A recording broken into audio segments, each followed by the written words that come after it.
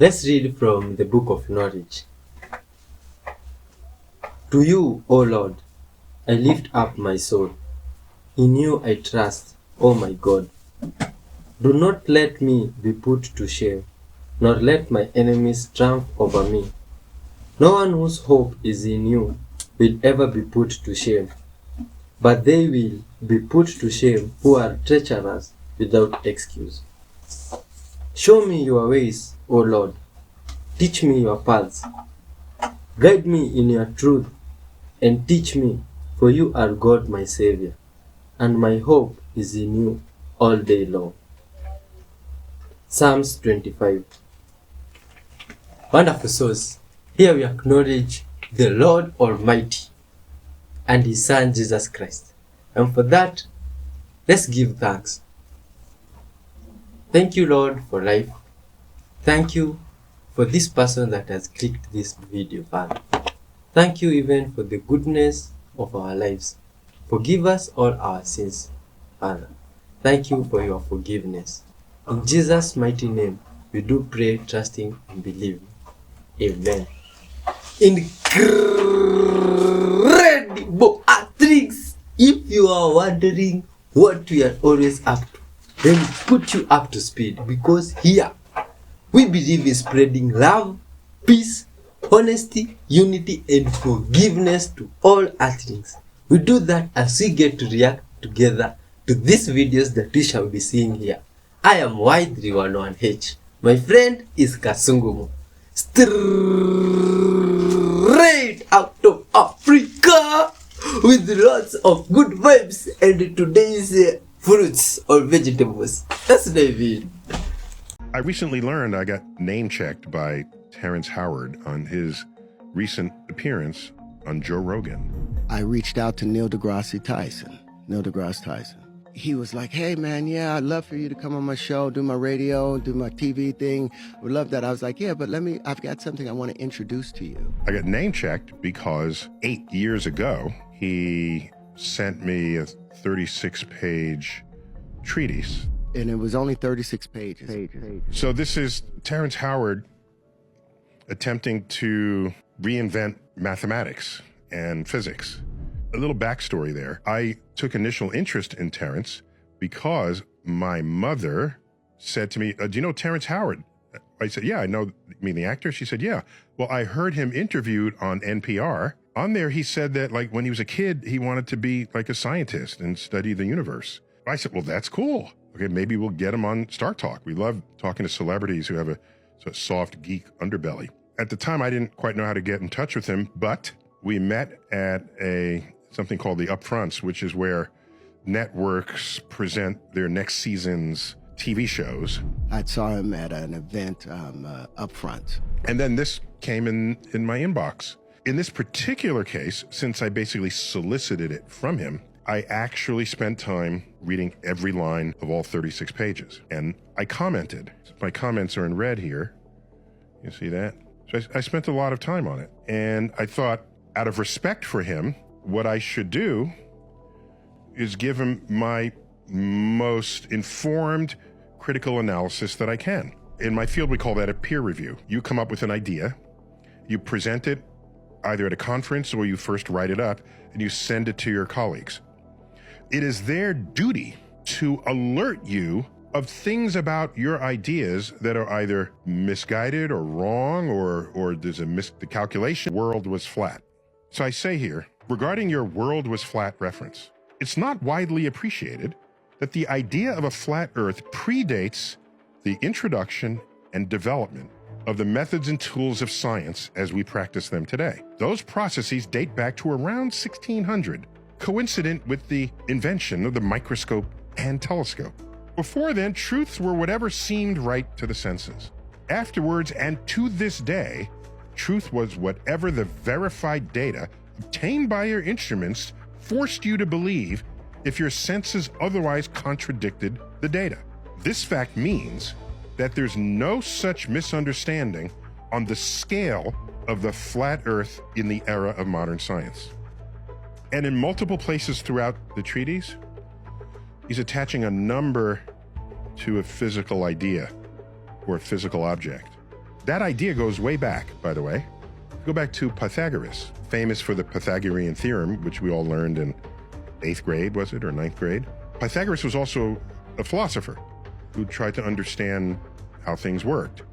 He felt, among others in his group, that if you assign a number to something, the number can imbue that object with certain meaning and significance, which means then if you manipulate the numbers, that you gain insight into the objects themselves once you've assigned a number to it. There's a lot of that permeates this document, but it's a long disproven approach to the world. Again, there's nothing wrong with a failed idea. Now other people know to not do it, right? That has value. If we place a candle in front of a mirror, the measurement of light is doubled, is it not? It does not measure as only one light source. We actually see two lights. A light meter will show twice the intensity of light. This is false. He attacked it with such vitriol. Maybe that's too blunt. What else should I say? I'm a scientist. That's what I would tell a colleague. A colleague who then say, would thank you, and then we go out for a beer after, because that's how that works. And there's an old saying, I first heard it from Michael Dell of Dell Technologies. If one day you find yourself the smartest person in the room, change rooms. Destiny swapping is very, very real, and it doesn't just happen to celebrities. It can happen to anybody, even you, if you don't know the signs. Save this video because you may need to come back and compare notes. Because these people show up in your life as friends, as supporters, as fans of you. You could be really talented, really smart, really magnetic.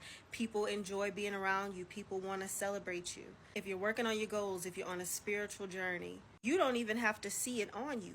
They see it on you. These people recognize the light within you very early on, and they try to latch themselves onto it. They have a tendency of latching themselves onto you early. Now, destiny swapping happens when people either exchange their path for yours, or they try to intertwine their fate, their destiny with yours. Because they see your greatness, they see your potential, maybe even before you do. And they do this all while trying to downplay your accomplishments, downplay your goals, downplay your impact. They'll be jealous of your accomplishments and still try to either hijack your goals or attach themselves to you. Their aim is to dim your light, the same light that they're attracted to like a moth to a flame. It's parasitic. They try to force this parasitic connection that's just unnatural. You might find yourself missing opportunities, facing unnecessary challenges, doubting yourself. And the signs of destiny swapping can either be subtle or not so subtle. Some come off as really unusual coincidences, and it's really just repeated patterns. But like I said, it's parasitic, so it's going to feel unnatural. They're going to try to attach themselves to you, and it's not going to feel like a natural connection. Also, just be on the lookout for boundary issues. This can look like love bombing you or even mimicking you. I'm not going to be the spiritual friend. Quitting the role of the spiritual friend is giving client, because it's giving client. But that's not all that I am. At the same time, that's not all that I am. But you're kind of going to have to trust your intuition and like how it feels. Now, mind you, this is energetic. It doesn't have to be material at all. This is felt. They recognize this light in you, and they really just want to hijack it or take it or attach themselves to it. For example, this man will recognize the light in a budding artist and try to hijack their fate. And it never feels natural. It never looks natural. But he'll try to hijack their entire persona. So you'll find that they copy you or they emulate you. And when confronted with this, they'll tell you that it's a coincidence. But like I said, it's really unusual coincidences. They do this all while trying to downplay your talents, downplay your impact, downplay everything that makes you you, everything that they're trying to steal, all your energy that they're trying to harvest. And this can be a friend, a peer, a coworker. I can make an entire video on the guy because I've been itching to talk about energy vampires. But let me know if this has happened to you. If you attract jealous people, jealous friends, that they really just want to be near you, but they don't seem to really like you. Let me know down below, and again, save it in case you have to come back. Woo. Huh. Oh, look at this cat. Cat, cat, cat. Dog builds bridge for kittens to cross the river. Wow. This is fantastic. Just animals being helpful to one another.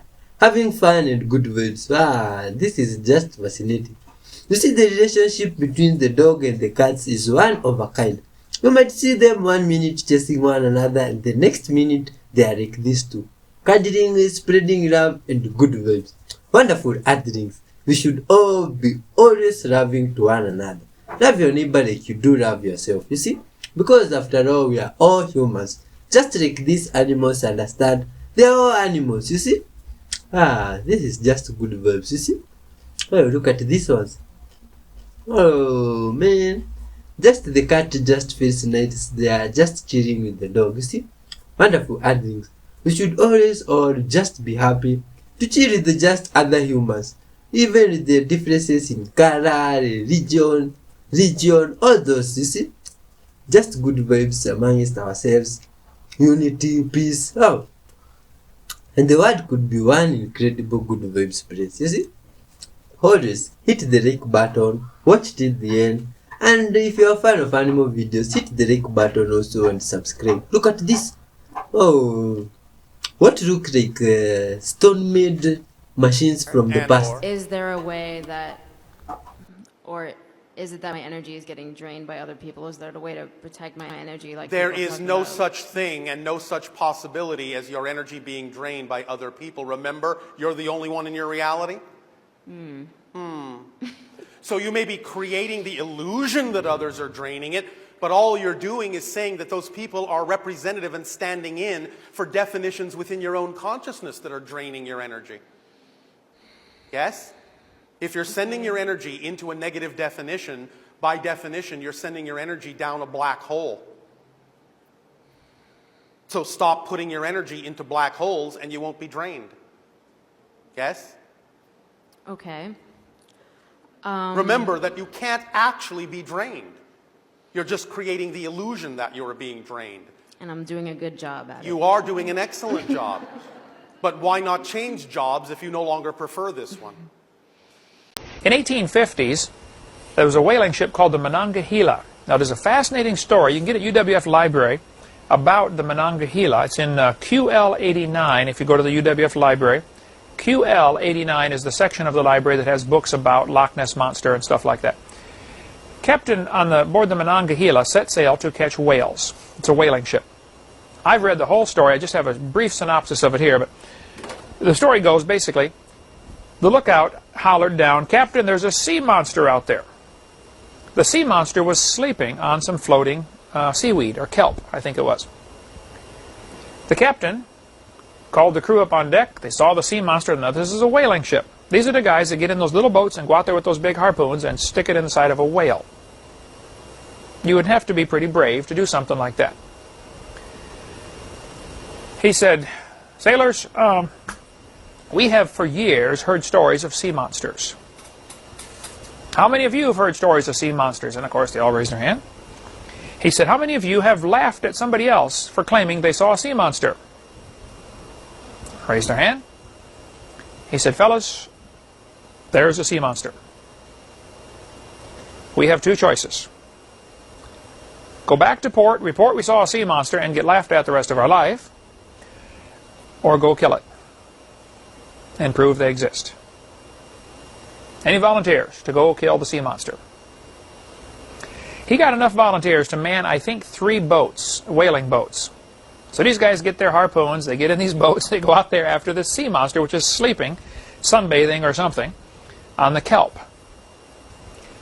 They get up beside it and they harpoon it. I think the story says they stuck 5 harpoons in it. Sea monster, of course, woke up right away, jerked his head around, and they said that the jaw on this creature was about 8 feet long. When it came around, it hit the captain, who was standing up in his boat, knocked him out of the boat. The serpent was just twitching around, seeing what stuck me in the side. You know, why do I have a pain here all of a sudden? So he twitches around, knocks the captain unconscious. A couple of sailors jump in, grab the captain, drag him out, put him in the boat, revive him. Meanwhile, this sea serpent slides off the kelp and heads for the bottom. And they have the ropes, and they're pouring water on as this rope is whizzing out over the front of the boat. They got this little thing, the gunwale, I think they call it, where the rope goes out. No, the gunwale's the back. But the rope goes whizzing out through this little V-shaped thing to keep it in place. And the sea serpent is going to the bottom. They realize they're going to run out of rope, so they tie another rope on. If I remember the story, it's been 7 years since I read it, but the sea monster went down about 1,500 feet. One or two of the harpoons pulled loose. The other one stuck. There's this sea monster way down underwater with these ropes hooked to harpoons that are still stuck in him. Of course, what a harpoon is supposed to do, it's supposed to, make it bleed to death. That's why they kill the whales. After a long time, I forget, I think it was several hours, but it was quite a while, one of the sailors hollered, "He's coming up." The rope is going slack. So they start pulling in the rope, and about 1/8 of a mile away from them, the sea monster surfaces, and it's thrashing around as it's dying. They said it apparently had stayed down too long because it coughed up its own lungs. Its lungs exploded, and the lungs were hanging out of its mouth. They waited till it thrashed around and died. They dragged it over to the boat and cut it up. They measured it 103 feet long. I believe the number was 103 feet 6 inches. I mean, they really measured it. The sailor said it had 2 blowholes, like a whale does. You have 2 nostrils. A whale has 2 blowholes on the back of its head. It had 4 swim fins, an alligator-like head, and 94 very sharp teeth. A passing ship stopped as the crew was cutting it up, and they bought some barrels of sea serpent oil. Now, the story goes that this thing had a layer of blubber like a whale does. Whale blubber ranges, say 2 feet thick. They would cut off this whale blubber, the fat on the outside of a whale, and boil it down to make whale oil. That's what they used to use. I've heard they still use it to make transmission fluid out of whale oil. But they used to use it in old days for lamps and stuff like that. Whale oil was very expensive. A boat could go out. It was very risky business, but if you caught enough whales to fill your boat with whale oil, you could retire after one cruise. But a lot of people went out and died, so it was a risky business. Anyway, whale oil has sort of a red color to it when they boil it down. This sea serpent oil had a layer of blubber, so they boiled it down, and it was clear, like water. But it burned just like whale oil. You could use it for lamps, but it was clear oil. Pretty interesting. The other boat that saw these guys, they said, "What are you guys doing?" They said, "We killed a sea monster. Come on over, take a look." So they went over and helped them cut it up and said, "We'd like to buy the oil off of you, and we're going to go back home and tell people we saw a sea monster. We held it in our hands. Here's the oil to prove it." So sure enough, they sail back home with their sea serpent oil and sell it or whatever and tell their stories. "Ha, you guys just wait till the Mananga Hila gets here." Because the Mananga Hila said, "Well, this is great, but we didn't come out for sea monster. Our boss didn't pay us for this. We're supposed to come back with whale oil. We got to go get a few more whales." So they sailed off in search of whales and was never heard from again. Many years later, a board washed up on a beach on one of the Aleutian Islands down by Alaska. They got the little islands coming off of Alaska. The board was the name board Mananga Hila. So that's all we know.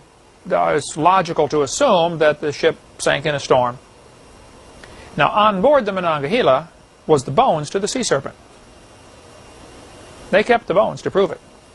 But it's in Davy Jones' locker right now. A projector works by casting light onto a surface, usually a flat, white one, to create an image. The light from the projector shines through lenses and onto the screen or wall, producing a clear picture that viewers can see. Imagine the sun as a massive natural projector. When it's bright and sunny, you can see everything clearly because the sunlight illuminates the landscape.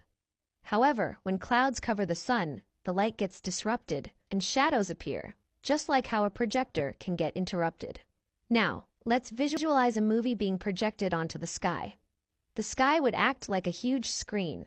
If birds or a plane flies through the light beam from the projector, they would break the flow of the light, creating disruptions. you would see the birds or plane pass through the image, just like how clouds disrupt sunlight, revealing the actual sky behind it. So, if you ever watch a movie projected on the sky and see birds or a plane fly right through it, that's because it's a projector creating the image you're looking at. Just like with any other projector, interruptions in the light make gaps where you can see through to what's behind.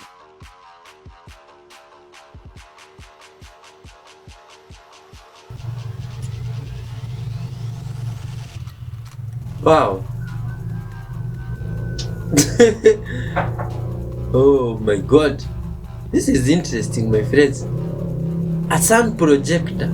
Ha! That is unbelievable No matter stuff. what you do, what you are, wherever you are, you're going to the same place. Okay. There's no heck. It's just a higher vibration that you go to. Mm-hmm. White space and dark space. We're in dark space. And dark space has dark matter. White space has white matter. Light matter. So, because of how high energy and high vibrational it is, that's just how it is. Mm-hmm. It generates high vibrational frequencies in there, which gives it the light matter. But for the dark matter, it's not dark, it's just kind of like a color. But one's high vibrational than the other. Mm-hmm. So, now you know. How does the universe work?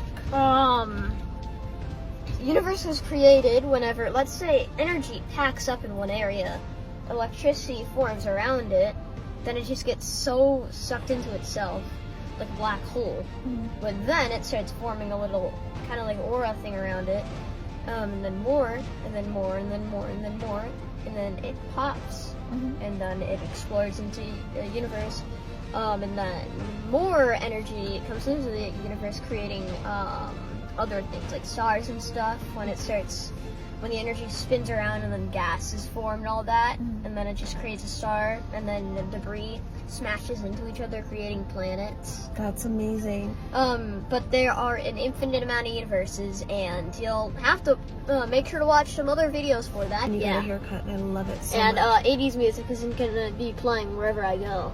That's true. Because whenever he has longer hair, like in 80s do, 80s music plays everywhere. But my uncle's song was on the radio the other day, so that was really cool. Jesus was saying that it's going to be another world, and he just held a book. It was a Bible, and he went on page 424. And I said, "Is it right, Jesus?" And he said, "Yes, is it right?" And he said, "Don't worry, Annie. Don't be afraid. Everything's gonna be normal first. We're gonna go straight to heaven, and then it's gonna happen. And then, it'll melt the ice in the polar bears, and they will die. And then they need to drink. They need to have some water to keep them alive, and ice and penguins will die. Yeah. Penguins as well. Yeah. Oh. And baby penguins and little baby polar bears, and and if some people don't believe in God, they will go to death. What do you mean? And do you know, like, if the people don't believe in Jesus, Yeah. they go to death. And How do you know that? Of all the plants that again are the ones that control the idea of all of the life on earth. You do not. The plants do. They have their own community, and the way they regulate things in nature, in life, determines everything that you experience as a human. Plants, many of you do not know, can actually see you, literally see you. For every single cell in the leaves of many plants are actually small lenses that allow them to interpret images of light and shadow. And they can, thus, have eyes everywhere. And so when you walk through a glade and you walk through a forest, they're looking at you. They're really looking at you. For this is how they can also mimic other things. And how they do many of the things they do is because they have more senses than you think. It's just that they don't necessarily have it centralized in the way that you do, in your brain and on your head with your eyes. And the idea of their root systems is every bit as complicated as the synapses in your brain, so they think with their feet. And their roots are connected to other roots of other plants. And you understand that plants are not necessarily exactly individuals in the way that you are, but they are colonies in many cases where their roots are all connected by the mycelial fungal networks under the ground that allow them to pass nutrients and information to one another where and when they need to balance themselves out around the entire planet. So you must understand that the way in which it's important for you in the animal kingdom and the human kingdom to connect to nature in a variety of ways is to really first understand that the plants are the ones that have created the environment for you to be able to thrive. And they're the ones that balance the environment for you. Hey, allegedly, if you see these three at this photo, you might think that this is just normal, but you are oh so wrong. So the first slide in this slideshow that I got tagged in says the word help, and we can see a normal looking landscape with this tree in the center. The second slide shows a lepidodendron tree comparing it to this one, and then we get a fully zoomed in version to seal the deal. Now this is a very popular meme from a few months ago where it essentially says if you see a lepidodendron tree, you should be very concerned because they're extinct, and this means you might have fallen into a rip in the fabric of space and time. As a result, we've had many people posting trees that look very similar to lepidodendron trees, however, they're not lepidodendron trees. These went extinct around 250 million years ago, so it's safe to say they're not coming back anytime soon.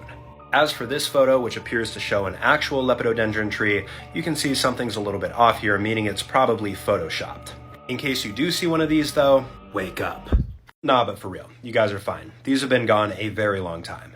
Hollywood's predictive programming pattern of associating eclipses with the rise of the Antichrist or beast from hell. Star Wars Eclipse, technically a game but a movie trailer with it, starts off with ritual summoning and drumming during an intergalactic war being fought with an eclipse. It all culminates in a black goo humanoid being rising up from the depths of underground somewhere.